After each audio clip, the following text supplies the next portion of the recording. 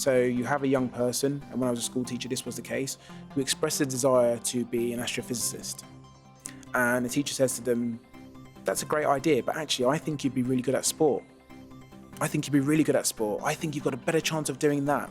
Now that throwing off the scent, if that message is repetitively relayed over a 5-year period from year 7 to year 11, or from 11 to 16, well, what do you think you're going to do when you're 16 years of age? You've been thrown completely off the scent of something that you potentially could have done. And I think that this happens a lot with children from minoritized groups and children particularly beneath the poverty line. Hello and welcome to Ways to Change the World. I'm Krishnan Guru-Murthy, and this is the podcast in which we talk to extraordinary people about ideas and the events that have helped shape them. My guest this week, Jason Arday, is remarkable for all sorts of reasons. He is under 40 and he's a professor at Cambridge University, which makes him extraordinary as a young black man for a start. What's even more extraordinary about him is that when he was 3, he was diagnosed with autism. He didn't speak a word until he was 11. The experts told his mother that he would struggle with living an ordinary life in the big wide world. And yet he has achieved extraordinary amounts of things and written books and excelled in academia. Jason, thank you very much for joining us. Oh, Krishnan, thank you so much for having me here. So your story is really very inspiring, and you've done TED Talks about it, and you speak very fluently, but 'twas not always like this. No, it wasn't. I mean, that's the crazy irony. But I guess what I was very fortunate to have in that kind of that period of where there was, I guess, a paralysis of speech was the ability to observe, to understand the human interaction, to understand how people use dialect, verbal, non-verbal kind of interactions to engage with people. And I guess it kind of all came to a crescendo at 11, and it all kind of made sense. And it's quite ironic that having, in some respects, been dumb as a child in the literal sense, that as an adult now, I speak to people for a living in some way, shape or form. And were you treated dumb? I was, in the literal sense, as somebody who's dumb, who is not able to speak. And then there's the kind of societal framing that we have and the kind of demonstrative use of that word, which you're kind of categorized as not being particularly intelligent or not able. And so that there's that aspect of it as well, which is also challenging when people use a word like that in the wrong context to demean or to kind of disrespect people. And I guess that was part of my existence growing up. So what were you diagnosed with? Because autism covers... Yeah, it covers a range of things. So in old money, I was diagnosed with Asperger's syndrome, which is commonly now referred to as autism. So, spectrum disorder is something that is looking to be kind of disbanded in many respects, because actually autism is the context more generally. And I was diagnosed with global development delay when I was just before I turned 3. So, which is kind of a cognitive and motor skills development sort of disorder in terms of being able to reach particular milestones. And so there's a delay, or in my particular case, there was a delay in how my brain processes information, which was very, very slow.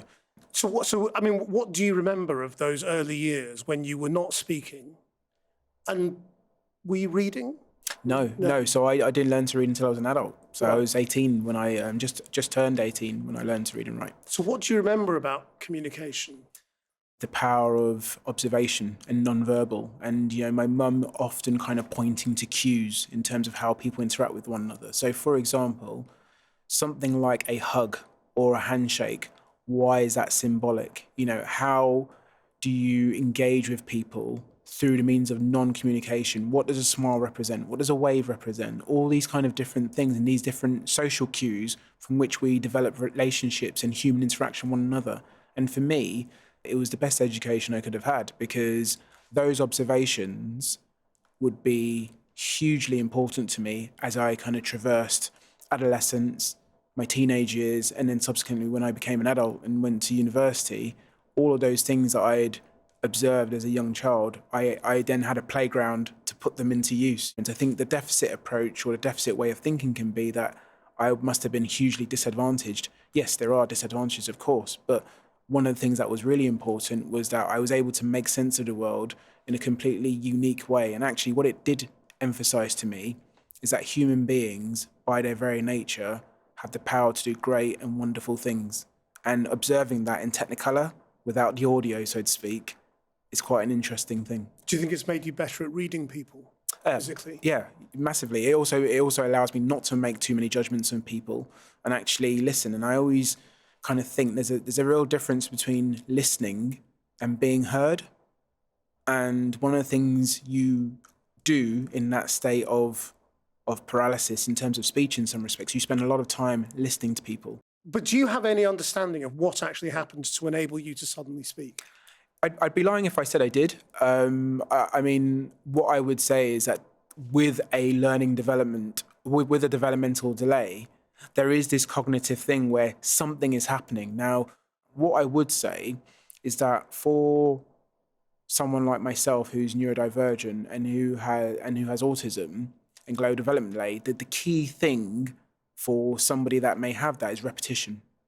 And doing the same thing over and over and over again is probably going to be quite a likely way to unlock something that almost may be jarred. How learning to read and write and speak from the age of 11, do you get to university entrance at the same time as everybody else? I went to university when I was 20. So I was very fortunate that I had a tutor at college named Sandri. You know, I went to university at 20, but I had the reading age of a 9-year-old. You know, so you're trying to really kind of... Really? I mean, is that possible?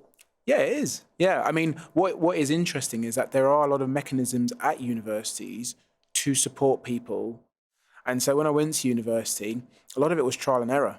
How do you account for getting to that point where you got into university? Because that in itself is a huge achievement. Is that you being incredibly driven? Is that your mum kicking you down the road every day? Is it your tutor? I think or is it all of the above? It's kind of all of the above. I really strongly believe in this concept. And I think Muhammad Ali was kind of the first one to kind of really talk about it. And he spoke about this idea of will versus skill. Now, I don't have any skill, but what I do have is an indomitable will. And I knew that I had one or two things I was good at, and I was going to drive that as much as I could. And I knew that the will to succeed and the discipline and the sacrifices I was willing to make may actually be the difference in terms of me just being able to hang. So I'd always be punching above my weight, but just being able to step in the ring and go a few rounds, like that's what I wanted to do. And I always thought that at some point, I'm going to be a 12-round fighter.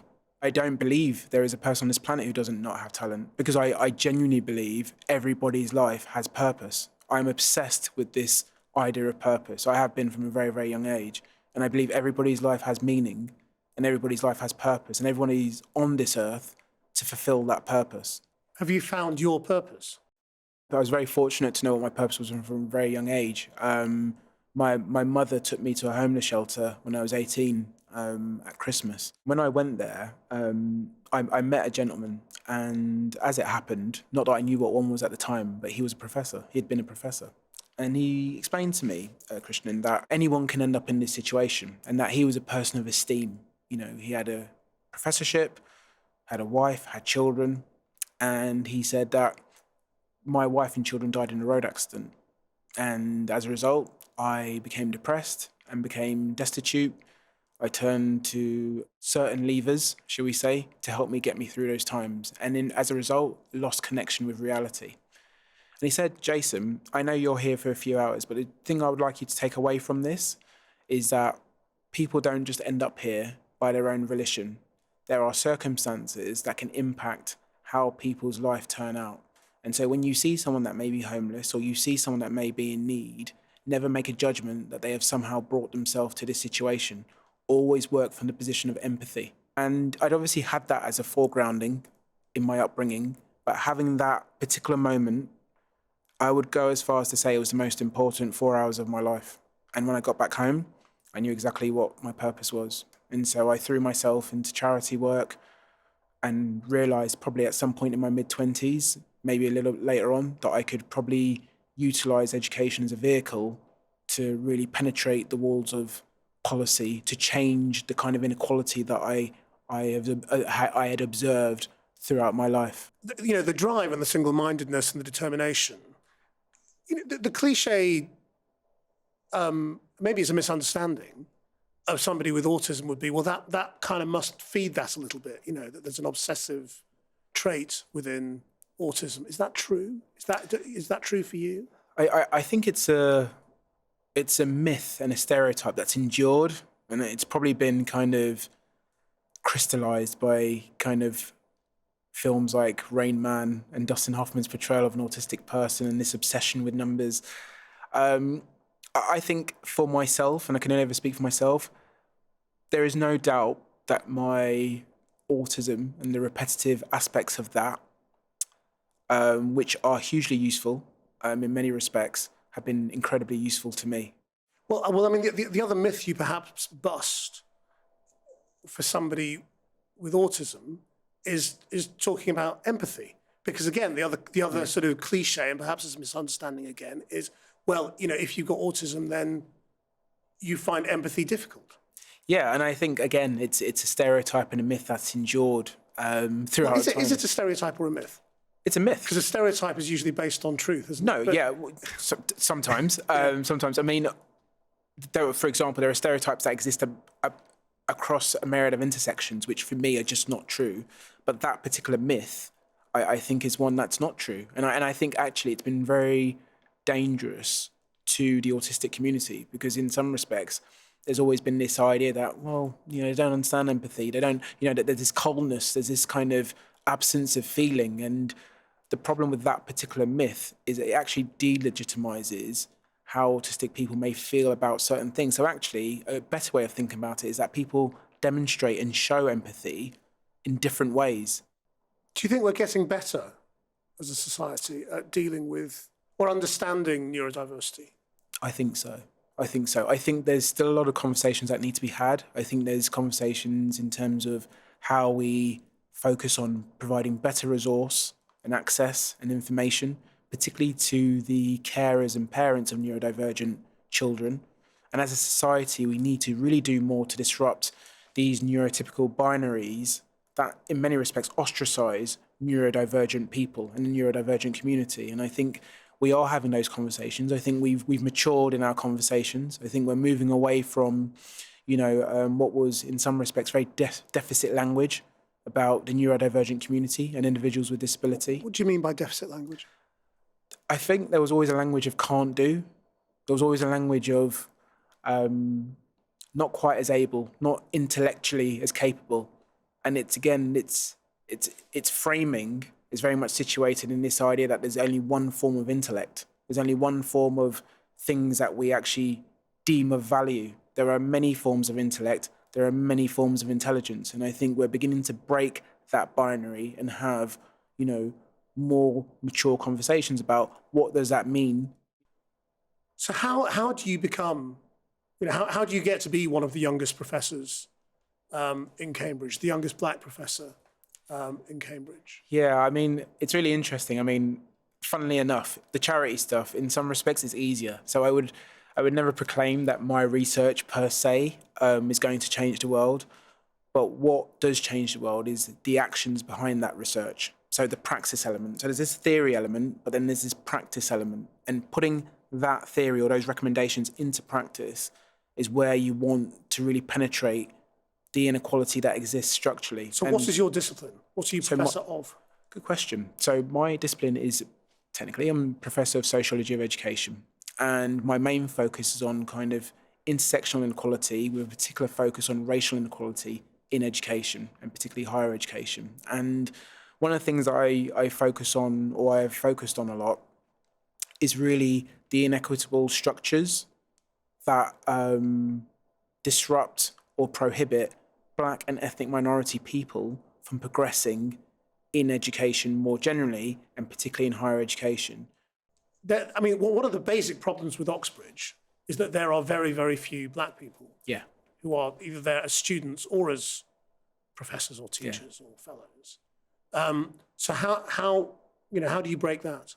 How did you break that? Were you a special case? Did people treat you differently because of your unusual upbringing and your route through education? So Did you get a special pass? yeah, no, I definitely didn't. I mean, I was particularly dedicated, and also, as it's kind of been widely reported, in 2012, I had written a list of goals, and one of them was that I was going to work at Oxford or Cambridge. Now, in 2012, I was still teaching PE, so there was no way that anyone can really, apart from in my mind's eye, you have that as an ambition. But even I, probably in my wildest dreams, didn't know I would realise that, if I'm being honest. But Why? Just because you knew they were the best? Or? No, not because, it's more because I just thought, how ridiculous would it be that, someone like myself could end up in a place like that? In terms of how I got there, I mean, look, part of it is that, yes, I've worked extremely hard. I'm academically, in that sense, capable, and I've satisfied all the criteria to be in that situation. But to be honest with you, Krishnan, there are a lot of exceptional academics out there, particularly Black and ethnic minority academics, who are, if not just as deserving, possibly more deserving. And a huge thing that you can't compensate for in life is luck. Sometimes you just get lucky. Sometimes you're in the right place at the right time. And that arc of destiny can be marked by luck. And, as Al Pacino famously said in Any Given Sunday, life being this game of inches, and when it mattered, those inches went in my favour. So as well as luck, you're saying that there are structural reasons. Oh no, they're. So what are they? The structural reasons. I mean, the first thing would be institutional racism. That's the first thing, and I think it penetrates all of our major institutions within society. The police force, the judiciary, education, the NHS, all those things. And 72% of the British population, or over 70% of the British population, consider themselves to be from a working class background. And we have systems and structures in place that hugely disadvantage people from working class backgrounds in Britain. And there have been several widening participation interventions over the last 10, 20 years within the higher education sector that have sought to reduce that gap. But we still have a huge way to go in providing that equitable space and doing that. And I guess those inequalities for me, they ring true because I meet people every day who will say to me, I'm the first in my family to go to university. And you kind of think about, okay, what are the implications of that?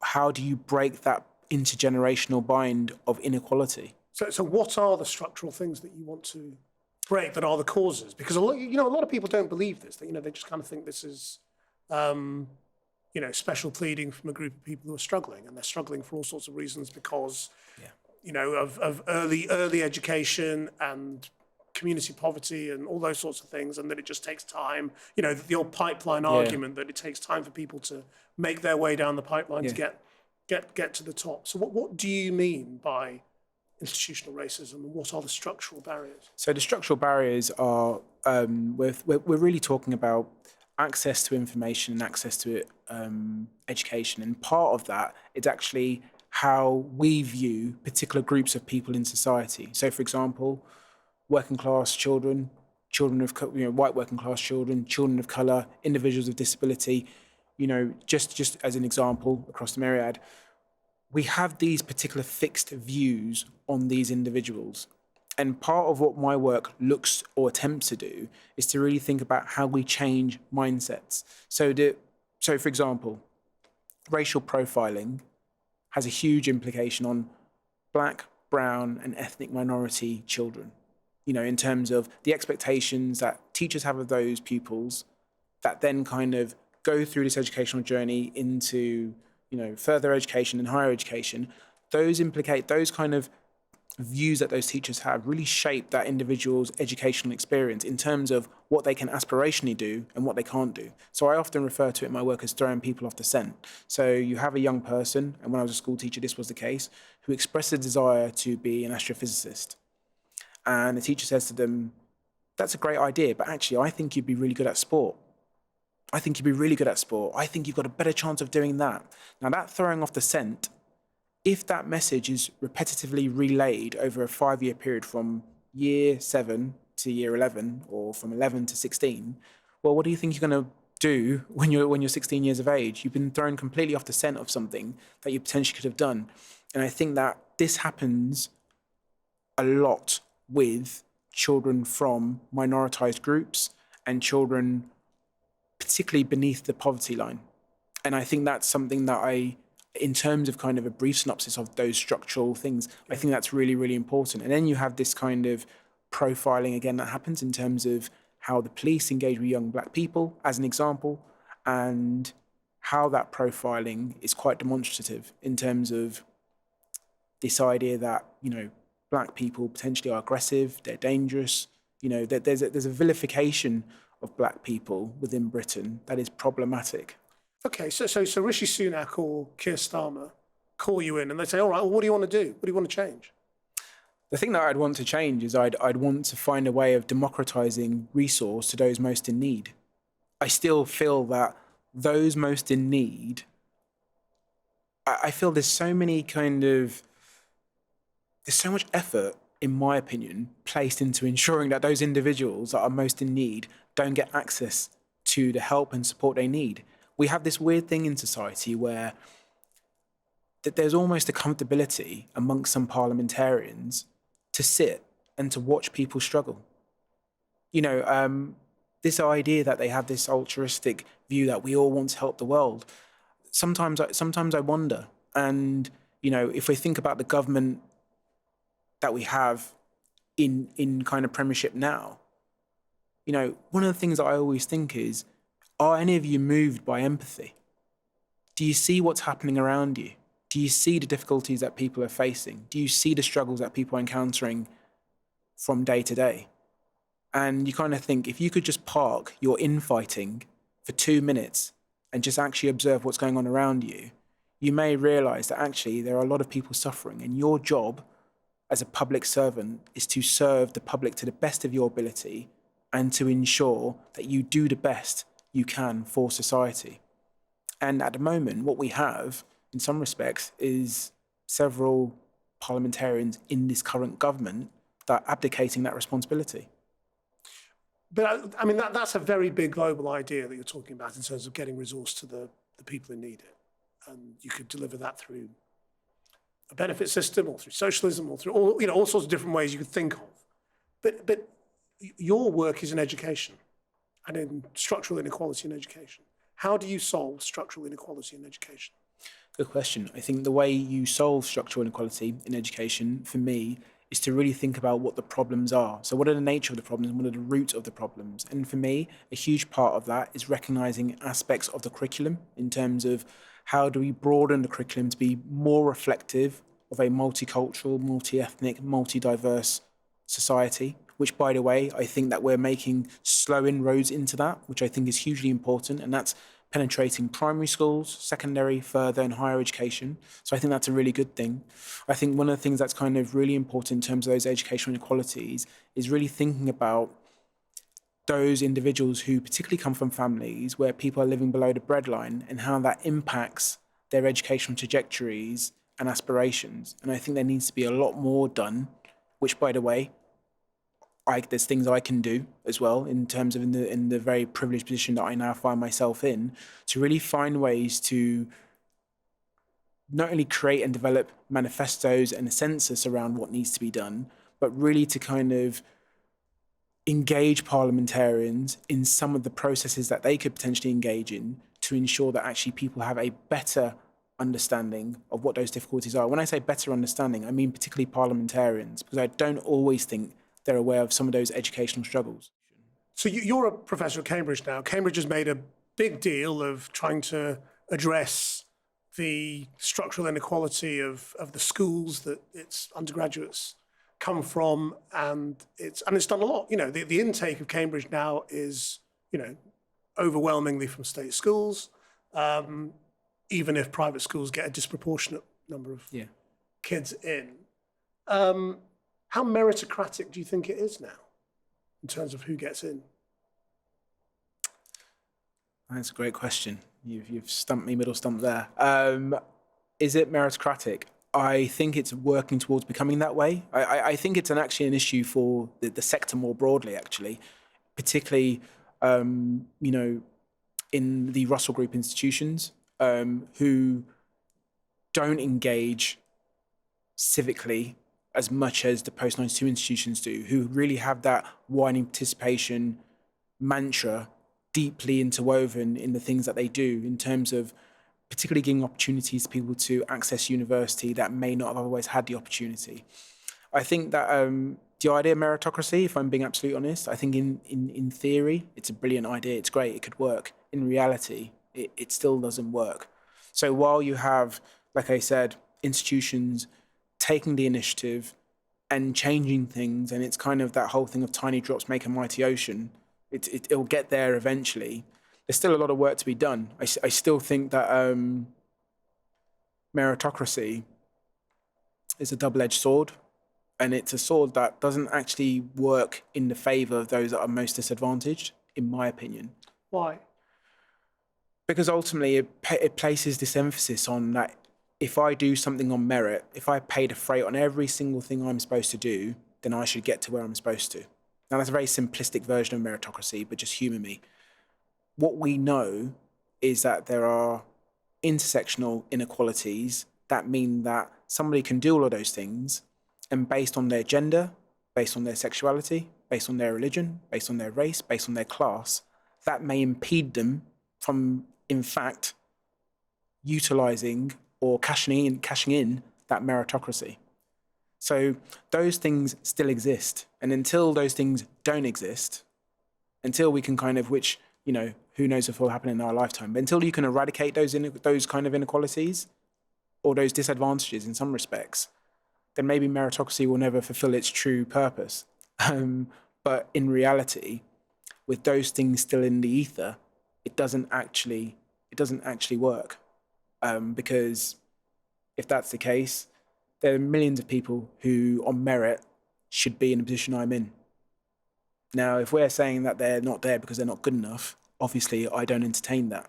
But what I do know is that the most significant reason why we have, for example, 162 black professors in the UK, of which just under 60 are black women, is because of how inequitable these systems are.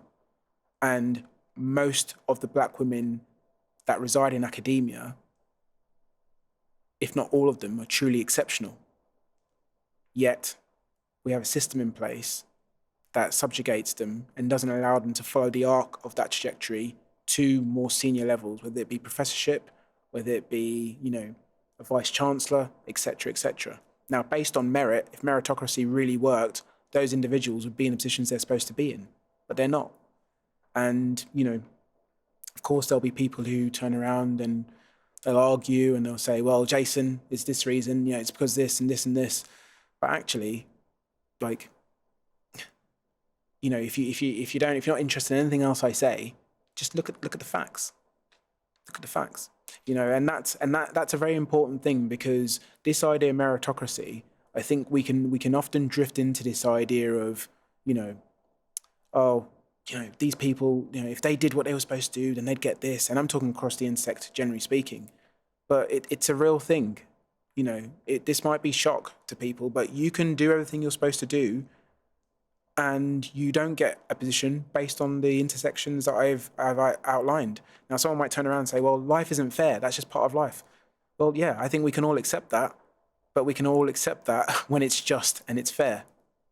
You know, when it's not just and it's fair and it's underpinned by things that are actually out of your control, for example, potentially being a wheelchair user, not getting the job on the basis of ableism, then no, it's not fair. If it was just luck for everybody, then that would be a level playing field. Then it'd be a level playing field, but it's not. Yeah. And it also suggests that we all start somehow from the same start line when we don't. If you could change the world in any way, how would you change it? I would take a thread and a needle and I'd interweave love into our society. That's what I would do. I think the absence of love in our society is absolutely palpable. I feel like the empathy we have for one another, the tolerance that we have for one another, it's completely eroded, you know, and there is so much anger in society. There's so much anger in society, and I often think, what would one replace that with? Because also, that anger has become inflicted. You know, we're not kind of driven towards one goal, we're kind of turning on one another. And so for me, the thing that I would do, if I could change the world, I would have the world and I'd have it spinning on this axis of love. That's what I'd have. Because we've lost, as a society, in my humble opinion, I think we've lost our way. And I think the last 15 years, or the last 13 years for sure, particularly in British society, has been a huge enabler of that. You know, and I think the essence of love might seem like a very underrated thing or a very melancholic thing, but it's really important, because if I said to you, provide me examples of where you see that in our daily society, you know, if I turn on the news, apart from the kind of fun item that comes on at the end, at the moment, there's so much kind of pulling us apart. And very rarely do I hear people talk about what the things we could do to bring one another together. I mean, is love a difficult word for that? You know, because you know, the idea of love, not in the context of a relationship or family, it's kind of lost all its meaning. I mean, you know, love meant something maybe in the 1960s and the summer of love and all that kind of stuff. That doesn't exist anymore. You know, is that where you want to go back? You know, these things are cyclical. No, they are cyclical. Do we want another sort of hippie 60s? I mean, look, let's be clear, you're talking to a hippie. So, of course, I'm probably going to lean towards that. And I'm eternally idealistic and optimistic. And it's not so much the love of the summer of love in the 60s. It's more about how we center these things as an axis to think about things like empathy, care, compassion, understanding. You know, it's using that as a lever to draw on those things that I've mentioned so that we can think about how we can do things collectively again. And I think love is a good framework to work from to facilitate other things, because fundamentally, if we don't find a way to arrest this kind of hate, division, this fear-mongering, all of these things that are kind of really interfusing kind of our lexicon, our thinking, our ways of being, how often do you come across people who actually speak from a sense of positivity? You know, this is the thing. I think we've all forgotten that we all have the capacity to do great and wonderful things. We've lost our belief in one another. And for me, it's important that we regain that belief and move towards a desired purpose, because twitching fingers don't really get you anywhere. But when you're a collective and you're a penetrative fist, you can really punch through anything. And now more than ever, we need that penetrative fist to punch through all the inequalities and all the kind of global difficulties that we are currently facing in a 21st century society. Jason Arday, thank you very much indeed. Thank you very much, Krishnan.